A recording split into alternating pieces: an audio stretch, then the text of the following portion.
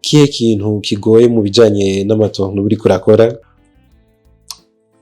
Nta kigoye mu maturne, ndibaza yuko nta muririmbyi n'umwe akeneye avyifuza gose mu buzima yuko akurikirana umwuga w'umuririmbyi akaba mpuzamakungu. Ni ikintu kigushikiye wumva ko uhezagiwe kuko ni intambwe nini.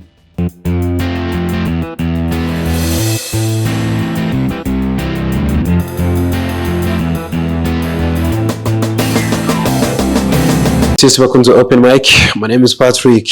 Umunsi turi kumwe n'umuririmbyi Mudibu, tubamenyesha ko asanzwe afite n'igiteramo itariki 4 z'ukwezi kwa 11 kuri Arena Azoba live. Mudibu akajambo ka bimeni uno munsi rivuze iki mu majambo make, wovuga ko urinde muri rusangi?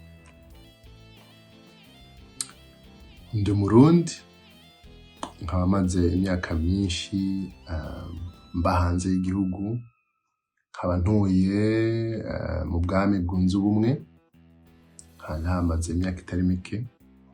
Ndafiseho umuryango, mfise abana 2 n'umukobwa. Nkora umwuga w'uburirimbyi, kuririmba. Nkaba maze kuririmba mu bice bitandukanye ngaha muri Europe, kandi mbandanya nkuba niteze gutangura kuzandasangiza ibikorwa maze imyaka nkora n'abiwacu, baba i Burundi, baba mu bihugu tuye vyibanye, canke bari mu bindi bice twavuga nko muri Amerika, muri Europe, bikaba ibikorwa tuhagurukiye. Mudibu, gisigura iki wahinduye iryo zina ry'akazi kugira ngo witwe Jean Bimeni? Kuko nayivuze haraciye igihe nganira n'abamenyesha makuru mu myaka nagenda utaha. Izina Mudibu narihawe n'umutama ari mubanyi twita mutama Biturirobe. Abazi kahise ku Burundi ari mutama mugabo yakoreye igihugu kikiri minwe cami, ari mubanyi niwe yaca mbere muhira. Umusumuni yitajije ararinyita birafata. Yego.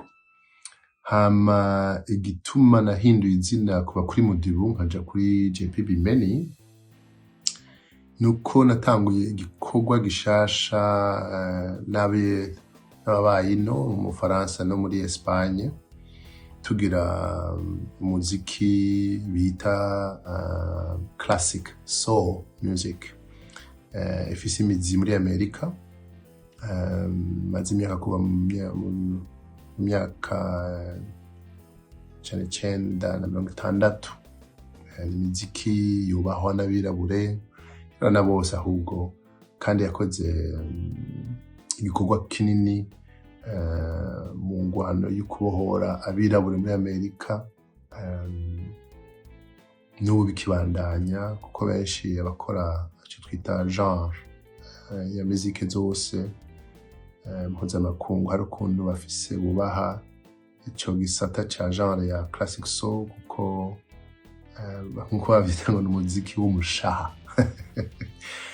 Urumva rero ugira ntango gukorana n'abo bantu bambwiye ati izina rya Mudibu biraboneka ko wakoze imiziki bwa mbere, ariko wagize imiziki itandukanye myinshi. Dutanga igikorwa gishasha, dushaka ko kiba nk'impuzu nshasha ushize ko bakumenye kuri iryo zina, kuri iyo genre de musique. Bijanye n'ivyo bita marketing Burayi mpuzamakungu. Yutoye ico ikora mu ntusimbagirika mu majambo de musique. Urumva JP Bimeni ni ikintu kijanye n'umuziki nkora muri classic soul music, ariko abiwacu abanje maze imyaka nkora umuziki banze kwigeze na Mudibu. ariko ntaco social media irahuza abantu bagatahura ivyo ari vyo muri ncamake nico gituma niwe muririmvyi w'umurundi tuzi afise ibiteramo vyinshi ku mpande z'isi zitandukanye. Uyu mwaka wagenze gute muri rusangi n'ibikorwa vy'iwawe? Urugendo ruracyari runini yego namaze igihe ubu ndashobora nk'imyaka 5 igiye ndatanga ibikorwa kuza ndaca mu bihugu vya Europe, Italie, Espagne, France, Suisse, Allemagne, Portugal, hatanguye no muri Nord Africa nka Morocco. Umwaka nafise ibikorwa vyo gukorera muri Amerika ari muri avril, ariko ku munota wa nyuma ntitwaronse urupapuro rwo gukora, duha uruhusha gukora, ariko ntivyambujije kugenda New Orleans kugira mpure na ekipe nari mfise hariya kugira tuganire imigambi y'imyaka iza ari umwaka uza. Nk'ubu turahejeje umwaka uza birashobora ko nosubirayo. Urumva kugira uronke abantu mukorana nuko werekana ko ufise camwe na mbere k'umukozi k'umukozi. Ca kabiri nukubona neza n'abantu. Ca gatatu nukuraba yuko ubushobozi bwawe ukora ico ukora uhanitse, ukorera nk'umu athlete agiye kwiruka muri Olympique aragira imyimenyerezo idasanzwe wumva ucugira imyimenyerezo idasanzwe ari nko mwijwi, kandi ukabona ingene useruka imbere y'abantu werekana ko kuko ico gikorwa uriko urakora kikuva ku mutima, kandi gifise imvo nyinshi zitajanye gusa nuko uri imbere y'abantu gusa. Ndibaza ko harimo vyinshi. Ikindi naco nuko tuza kugira imihezagiro y'Imana nuko bisengera kuko gushika ku ntambwe ngeze ko ndabona yuko ndahaza abantu benshi bafise ububasha, bafise ingabirane, ariko ugasanga ntibazitayeho canke ngo bamenye kuzikoresha. Ikindi naco noshirako nuko utegerezwa gutahura inzira ushaka gufata, kumenya ivyo kubuza kubandanya, ivyo gufasha, kuba ufise kwa mushaka kwiga kumenya, ntiwishiramo ngo ndazi vyose misi yose umunsi wose wamara umunsi uguha akanya ko kumenya ikindi utaruzi umunsi uheze. Umva wamuri mw'ishure umuntu yishiramo ko yamari mw'ishure aratera intambwe. Novuga ko cane ari ivyo, kandi nama nisunga abandi babikoze, nkaraba inzira baciyemo nkaja kubiga, nkaraba inzira baciyemo ko baciyemo ivyo bakoresheje kugira bahashike. Nukunonosora cane ego. Ari igihe ukora ibiteramo no mu bihugu abantu batumva ururimi rw'ikirundi uriko uraririmba, ntibaheza bikabagora kamodi? Tuje kuri uno mwanya mu mahanga ndiko ndirimba cane indirimbo biri mu rurimi rw'icongereza, kuko ndakeneye guteza imbere muziki w'abarundi, kwerekana ivyo abarundi bakora, ururimi rw'ikirundi, umuco wacu, ico turi. Ariko nasanze kubera abarundi batazwi, batari muri urwo rwego cane, kandi bazwi rwose muri urwo rwego cane, nihaye strategie mbwa ntireka ninjire muri urwo rwego rwa mpuzamakungu nkoresha icongereza. Umunsi numva ko nashitse ibirenge byashitse, nkwege ururimi rwacu, nkwege akaranga kacu, nkwege guhaya ico turi nabo turi, ubu rero ndibaza yuko maze nk'iyo myaka 5 ndirimba mu Congereza. Ubu ndiko ndatangura kuraba nonosura umugambi wo kuvanga ivyo nkora mu bazungu ndirimba mu Congereza gushira mu n'ikirundi. Nje bituma ubu ntabaguze ndavya i Burundi, mvugiriza i Burundi, mvugiriza mu bihugu bibanyi, kugira wa wundi yankurikira mu bandi mahanga atangure kubona yuko mfise yomva. Mfise yomva kandi mfise abumvamwo. Ndumva yuko umugambi nari mfise uriko urahwana. Kandi ikindi naco nuko kera naho nimva yuko mvugije mu banyamahanga mu kirimi c'ikirundi batontahura, batogira iki, nasanze narihenze. Nasanze umuziki burya ikirimi cyose uririmba ngo ariko karirimba ubikura ku mutima, hari ukuntu abantu batahura canke umuziki wabakora ku mutima batazi n'ico kirimi. Arumva uronse akanya yuko abantu bagenda akabaza ati ico kirimi ni cahe, muri bande, uvahe, mumeze gute, hameze gute iwanyu. Ugasanga uronkeye Uburundi izindi nshuti. Urumva aho ngeze ubu ndumva yuko uwo mwanya washitse yuko uko ndazi ko ari abantu bazi deja mu aba nyene b'abanyamahanga bazi ko mfise umuziki musi y'izina rya Mudibu. Baragiye bararondera bakarondera ko abantu banyoterwa gushaka kumenya muhanzi tibakamenye, kuko uriko barasoma ivyo bitwa biographie, bakagera kurondera bakamenya icuri kandi byose wakoze. Hari abagiye babitora bakora indirimbo z'ikirundi, hari n'abamaze imyaka bambwira ati mbega utavuze iz'ikirundi ni nziza zoturyohera turazumviriza muhira.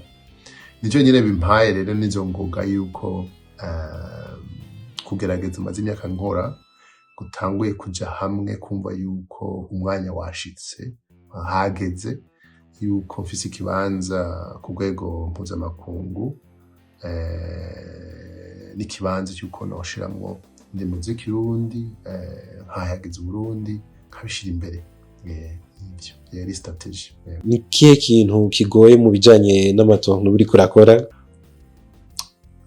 Nta kigoye mu matourne. Ndibaza yuko nta muririmbyi n'umwe akeneye avyifuza gose mu buzima yuko akurikirana umwuga w'umuririmbyi akaba mpuzamakungu. Ni ikintu kigushikiye wumva ko uhezagiwe, kuko ni intambwe nini, kuko bisaba vyinshi, fata umwanya muremure kuhashike, ibikorwa ivyo bitwa ngo ukitanga muri vyinshi. Umaze kuhashika urashima. Niyo hagize ngo ndarushe, aho kugoye giki, ntavyubona. Uravuga ati ahubwo mbisa ndazi ko birarengana, ko ufise intumbero. Gusa nuko ntangura hari ikintu nasanze byafata ntarimenyereye, byasanze ko ntegerezwa kwitegura neza. Iyo hari tourne uritegura neza spirituellement, physiquement, byose nibikubwiye gukora, kuko bisaba inguga nyinshi, bisaba kuramba. Bisaba kuramba gose. Urumva uragira iyo sport, ukaruhuka, ukiyumvira neza ingene aho uzoca n'iki, ukitegura neza. Ukitegura neza ko ntihagire ikintu kigukanga canke utakoze, kuko byose bitegeza kuba ku murongo. Hagize ikibuze byinshi bashobora gupfa, kandi abantu bashyze mu mwanya wabo, bashyizemo amahera yabo, abantu biteguye kuza kuraba, ugasanga birapfuye utari witeguye neza. Ico ni ikintu ca mbere.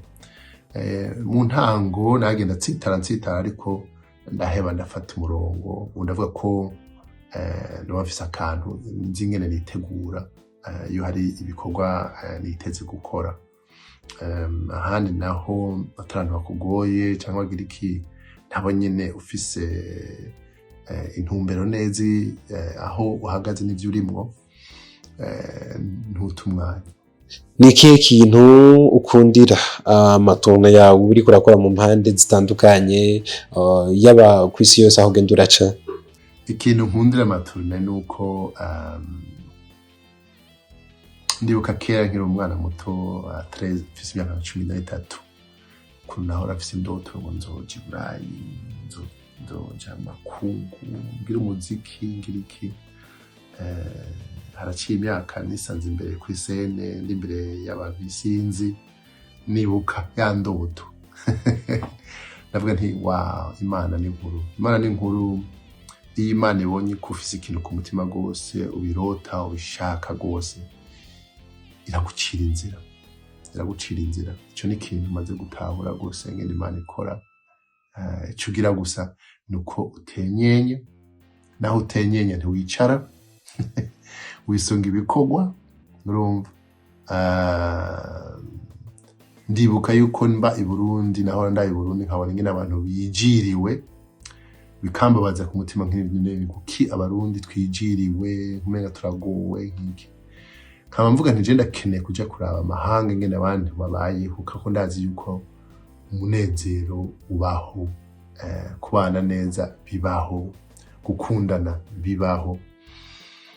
Abantu baza kuraba wavugije umuziki n'abantu bakunda umuziki wawe, n'abantu bakumva ko ubashika ku mitima.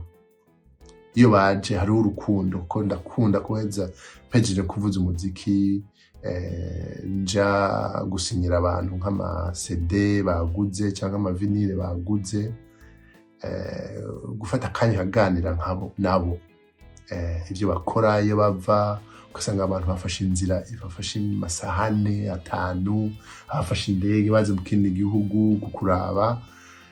Hari ahantu uvuga uti mu kabarugira vyose bakabura koze uko nta kintu kiryoshe no kumva abantu ko bashika ku mutima ukabona baguhaye urukundo kandi bakabona yaguha urukundo.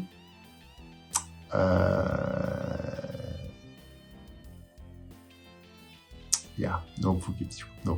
Nikihe kintu kibi utazokwibagira wahuye mu matongo waba uriko urakora mu mpande z'isi aho wari uriko uraca hose? Gushika uno munsi hari ikintu navuga ko ikintu cambaye ko muri tourne